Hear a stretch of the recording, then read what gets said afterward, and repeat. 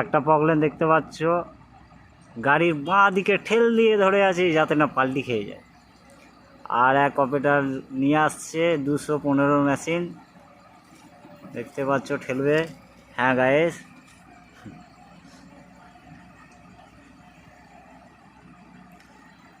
হাজির হয়ে গেছে। এবার পঁদে লাগাবে ডোজারটা।